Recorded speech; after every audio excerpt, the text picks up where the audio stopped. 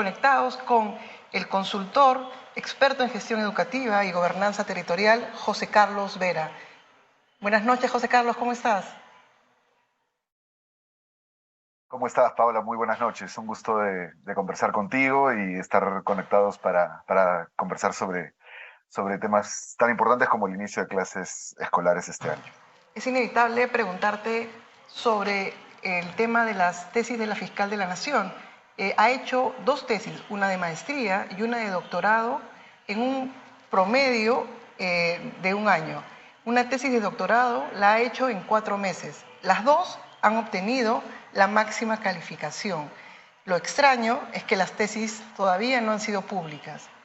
Es, ¿Cuánto tiempo promedio demora en hacer una tesis de doctorado, José Carlos? Mira, ya lo ha dicho el experto Joseph Dagger, que de estos temas sabe muchísimo más que yo. Es muy complicado hacer una tesis en el tiempo en el que se ha mostrado para la fiscal. Un año entre la maestría y el doctorado es lo mínimo. Mi experiencia personal, digamos, solo en nuestra tesis de maestría, que además fue grupal en la Universidad del Pacífico para Gestión Pública, nos ha tomado año y medio solo la de maestría. Yo estoy, como sabes, en Madrid haciendo una maestría y el proyecto de trabajo final de máster, que es menos complejo que una tesis, toma también varios meses. Para un doctorado es mucho más complejo y mucho más tiempo. Yo diría que es prácticamente imposible que se manejen los tiempos que se están planteando y que las universidades y que las distintas instancias que tienen que mostrar transparencia frente a estos casos, lo único que muestran es opacidad y secretismo, digamos, complica mucho más la situación de la fiscal, ¿no? Entonces, es, digamos, lamentable que estemos en este tipo de discusiones de autoridades que deberían mostrar toda la transparencia y sinceridad del caso, ¿no? Pero parece que este no es uno de ellos. Claro, es una demostración en la práctica de lo necesario que es una organización como la SUNEDU. Pero bueno, yendo en materia, el regreso a clases, el diario El Comercio reveló ayer que más del 60% del material escolar no ha llegado a los colegios, sobre todo a los colegios que más necesitan. Una de las cosas que ha señalado el informe es que el departamento donde más se está demorando la llegada de los materiales educativos es Cajamarca, donde el gobierno paradójicamente aplaudió y celebró la fiesta del carnaval, ¿no es cierto? Pero que a la hora muy bien para el baile, pero a la hora de llegar en el tema educativo, los materiales a tiempo, estamos hablando de que menos del 50% ha llegado a Cajamarca, entre otros lugares. ¿Por qué ha pasado esto, José Carlos? Sí, la verdad es que el inicio de año escolar este 2023 es bastante preocupante, Paola. La heterogeneidad de resultados con los que estamos llegando, lo único que hacen es profundizar las brechas que ya existían, ¿no? Brechas territoriales, en fin. Y la distribución de materiales es uno de los 3 procesos claves de condiciones mínimas, básicas, que todas las escuelas tienen que tener para poder iniciar correctamente. No vamos a decir siquiera que es el ideal, pero son condiciones mínimas. Estos 3 procesos son el que tú ya has señalado, distribución de materiales. El segundo es contratación de docentes, que tienen que estar los docentes contratados oportunamente. Y el tercero es mantenimiento básico de los locales escolares. En los 3 procesos hay situaciones críticas, pero el principal efectivamente es el de distribución de materiales. Al 13 de marzo, fecha en la que debían iniciar, solo el 12.7% de materiales había llegado. Y como tú dices, hay regiones como Arequipa, Amazonas, Cusco, Lambayeque, Cajamarca, que habían recibido 0 materiales, ¿no? La distribución es un proceso complejo. Hay responsabilidad del Ministerio de Educación y también hay responsabilidad de la SUGEL. ¿Quién distribuye o transfiere los recursos a las SUGELes para que contraten los materiales para entregarlos a las escuelas? El Minedu. ¿Qué se ha conocido? Que el recurso que debía transferir el ministerio adicionalmente al que ya estaba en los presupuestos de la SUGEL ha demorado 64 días en el Ministerio de Educación. sin que se transfiera. Cuando el ministro estaba preocupado en consultorías, en discutir temas de enfoque de género, en ir contra la reforma de la SUNEDU, pasaban 64 días sin que el Minedu con un decreto supremo transfiera recursos a las mujeres y estas estaban esperando ese recurso y esperando que llegue el material a sus almacenes para poder distribuirlo. Claro, han hecho lo posible, apoyándose en las municipalidades, en las ONGs, en Fuerzas Armadas en algunos casos, pero obviamente esto no ha sido suficiente. Eso ya te expresa una inequidad y una desigualdad, porque hay colegios que van a empezar con sus materiales y hay otros que no, y casi siempre quienes no comienzan Claro. oportunamente son quienes están en las zonas rurales más vulnerables, ¿no? Lo mismo en contratación docente, solo el 88% de plazas contratadas y en mantenimiento de locales, más del 50% de directores todavía no retiraban los fondos para mantener los locales. Entonces hay una demora que preocupa mucho. Y en este momento, además, una de las cosas más preocupantes es que la brecha se acentúa, pero por ejemplo, el 50% del material educativo ha sido entregado solo en Huancavelica, Tumbes, Ayacucho y Callao. O sea, los demás, chao, ¿no es cierto? O sea, Ah, eso es, ese es un drama, porque estamos hablando de, después de la pandemia, todos los vacíos que tenemos que llenar en términos educativos, y se vienen muchos balances. Una de las preguntas que quisiera hacer es, ¿dónde está el ministro Óscar Becerra en este momento, cuando debería estar enfocado en el, como se dice en la frase, buen inicio de clases, ¿no? Inicio feliz de las clases o algo así. el buen inicio del año escolar. El buen inicio del año escolar fue además una campaña movilizadora que se empezó a instalar hace 10 años, porque estábamos acostumbrados, Paola, no mucha gente lo sabe, pero en el 2005, 2006, 2007 los materiales llegaban de agosto hacia adelante, ¿no? Los profesores estaban contratados en ámbitos rurales a veces hacia septiembre, octubre.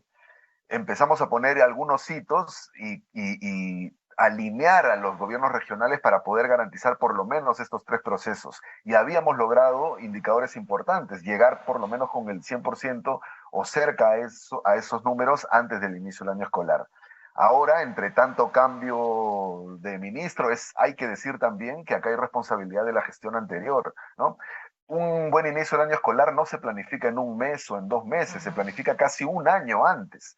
Para que podamos distribuir materiales hay que planificar el diseño del material, hay que planificar los recursos, hay que poner la plata en la ley de presupuesto. Entonces hay responsabilidad de la gestión anterior, pero por supuesto que hay responsabilidad también del actual ministro y ya sabemos dónde está, ¿no? Cuestionando a las mujeres que ejercen su derecho a la protesta con sus hijos, está cuestionando la reforma universitaria, está inventándose consultorías o acosando y hostigando a los trabajadores del Minedu, diciendo que son más y que no tienen muchas tareas que hacer, cuando debería estar principalmente abocado a estos puntos. Y lo peor es que sale a dar explicaciones que no son reales. Paola ha dicho que es responsabilidad de la gestión anterior que no transfirió el recurso. Se ha demostrado en redes y hay información transparente que el recurso estaba en la UGEL y que el recurso adicional, el propio Minedu en esta gestión se demoró esos 64 días. Entonces, estos problemas que no enfocan a nuestras autoridades en los problemas principales del sector educación tienen un impacto fundamental en nuestros estudiantes, que ya venían además con 2 años de escuelas cerradas, con problemas de aprendizaje y socioemocionales en frente a una crisis tan grave como ha sido la pandemia, que se veían además envueltos en una crisis nacional, política y social que afecta a todos, ¿no? Estamos enfrentados, estamos atemorizados con muertes, con duelos, eso tiene un impacto también en la escuela y si a eso le sumamos los impactos de Yaku y de las lluvias y las inundaciones, es un contexto muy complicado y la escuela tendría que ser un espacio seguro, protector, que para las poblaciones más vulnerables esté ahí la escuela para que en comunidad se puedan restablecer estos vínculos y trabajar por recuperar aprendizajes. Pero nuestras autoridades de manera irresponsable dan la espalda a ello y están enfocados en otro tipo de temas políticos que lamentablemente van a seguir teniendo un impacto, ¿no? Los gobiernos regionales hacen lo que pueden con lo que tienen, pero se necesita un liderazgo de la rectoría del Minedu y lamentablemente no lo estamos viendo. Una de las cosas que además de todo esta trágica realidad, porque es ni una de las 249 UGEL ha recibido el material educativo completo. En 31 UGEL el avance de entrega a colegios es de 0%. Es un informe de Maite Siriaco del Comercio, quien buscó a la gente del Ministerio de Educación y no le dieron respuesta al comercio. No quisieron Es lo que, decir nada. ¿Por qué? O sea, se tienen que dar es lo que te, explicaciones. Es lo que te decía, ¿no? Hay regiones que han recibido cero material, hay UGELes que no han recibido nada, y lo que pasa es que yo estuve siguiendo el tema y ha habido inexplicablemente esta demora en la emisión de un decreto supremo, digamos. La plata estaba ya aprobada en la ley de presupuesto y debía efectivizarse esa transferencia mediante un decreto supremo, y las propias oficinas del Ministerio de Educación, por alguna razón que no se entiende, no coordinaban con el MEF para efectuar esa transferencia de recursos, ¿no? Entonces, claro, si se consulta qué ocurrió, primero era el tema de que los bloqueos no dejan llegar el material. Falso. En algunos puntos eso puede haber sido una razón, pero eso fue desestimado. Después que la gestión anterior no había transferido los recursos. Falso. Entonces, mentira tras mentira se va cayendo, y lo peor es que, digamos, quienes están actualmente parece que no saben que la información es pública. Entonces es fácilmente uno entra a la página del MEF, ve cómo están las transferencias y se puede desmentir inmediatamente las afirmaciones, ¿no? Eh, es lamentable porque el Minedu, como varios sectores, se había ganado en capacidad técnica y poder lograr alinear en conjunto en el Estado eh, metas y objetivos concretos. Obviamente hay muchísimo que mejorar y trabajar. La descentralización es un proceso que todavía está en curso y hay que dotar cada vez más de mayor autonomía y un rol rector del Minedu más fuerte. Pero es lamentable que en los últimos años hayamos visto retrocesos tan claros y graves como estos, ¿no? Nos habíamos acostumbrado a ir mejorando en estos indicadores, y estos retrasos, como digo, y tú también, solo afectan y acentúan las brechas de inequidad, de desigualdad y de acceso a derechos en nuestro país, ¿no? Los profesores, te decía, los profesores que no están contratados, el 30% de esas plazas no contratadas están en áreas rurales, ¿no? Las comunidades nativas que necesitan profesores bilingües para poder profundizar el aprendizaje en su lengua materna no cuentan todavía con docentes. Hay una brecha importante que cerrar en docentes formados, E y B, pero ahí están las principales brechas y ahí tenemos que apuntar para fortalecer el servicio educativo, ¿no? Y esto no se está dando lamentablemente. Para cerrar, José Carlos, ¿qué reto enfrentan los profesores en un país, como has señalado bien, está en conflicto, un país en el cual han habido muchísimos muertos en protestas? Estamos hablando de 67 muertos, sobre todo en el sur del país, han habido lluvias y una situación, digamos, de tensión permanente en la política. ¿Qué reto tienen los profesores con los alumnos para poder procesar estas permanentes crisis que estamos viviendo?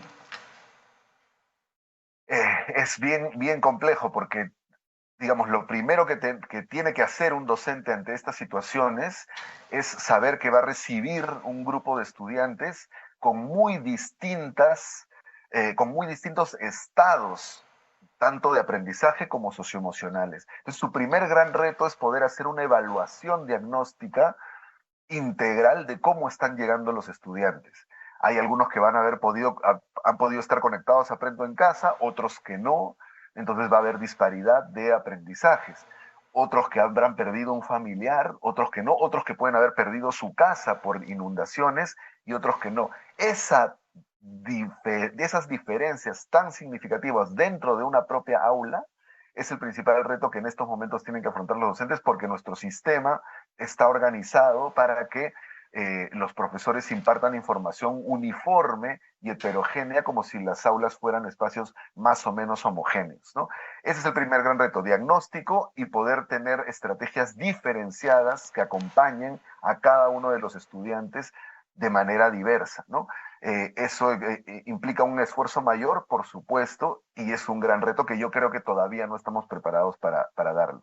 Y el otro segundo es cómo de alguna manera aprovechamos, vamos a decir esta palabra aunque suene un poco estirada, toda esta situación de crisis, de pandemia, crisis política, social, de impactos de los desastres, para reflexionar y trabajar sobre estos temas en la escuela. La escuela tiene que ser un espacio de construcción de valores ciudadanos, de construcción de conceptos de convivencia, de comunidad, de bien común.